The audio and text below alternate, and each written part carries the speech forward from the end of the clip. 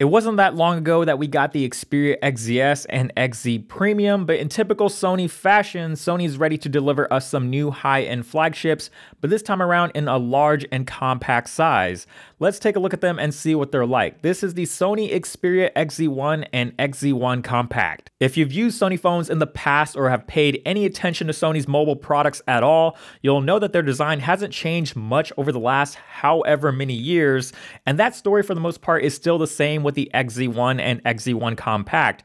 Whether you see this as a good or bad thing is totally up to you, but it is starting to look a little dated, especially in comparison to everything else we're seeing this year from other OEMs. You still have thick bezels with large top and bottom chins on both devices, but at least Sony's made good use of the large top and bottom bezels by putting front-facing speakers on them.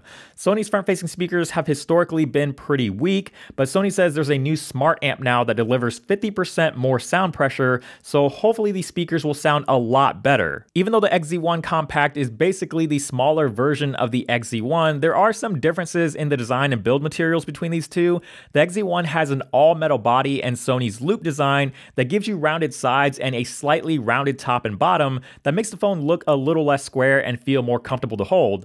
The XZ1 Compact is a little more square in its design and the body is made mostly out of plastic, but it does have some metal plates on the top and bottom. Despite the material differences, it still feels just as sturdy as the XZ1, and as the name suggests, the more compact size makes it pretty easy to use in one hand. The best part about the XZ1 Compact is that you're not sacrificing any power because for the most part, the guts between the XZ1 and XZ1 Compact is exactly the same. They're both powered by the Snapdragon 835, 4 gigabytes of RAM, and feature a 2700 milliamp hour battery, IP68 water and dust resistance, micro SD card slots for additional storage, and a fingerprint sensor embedded in the power button. But just like previous Sony phones, this feature won't make its way onto US models. For the displays, the XZ1 has a 5.2-inch 1080p display, whereas the XZ1 Compact has a 720p 4.6-inch screen, but they're both utilizing Sony's triluminous display technology, so aside from the resolution, you shouldn't see much of a difference between the two in terms of color and overall quality.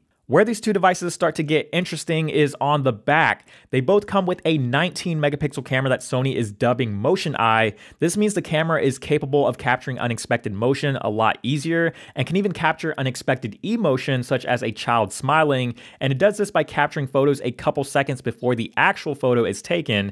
You still have all the other Sony camera features that you might expect, like predictive hybrid autofocus, 5-axis image stabilization, and super slow motion, but the real kicker to the camera this year is its 3D scanning capabilities, which is pretty wild for a smartphone. You can map a 3D image of pretty much anything from people to food, and from the short demo that I saw, it looked really impressive. These 3D images can be used for augmented reality, custom wallpapers, gaming avatars, and even be 3D printed. The software is also worth mentioning. They're both running Android, of course, but you might be surprised to know that both the XZ1 and XZ1 Compact will be shipping with Google's brand spanking new OS, Android 8.0 Oreo.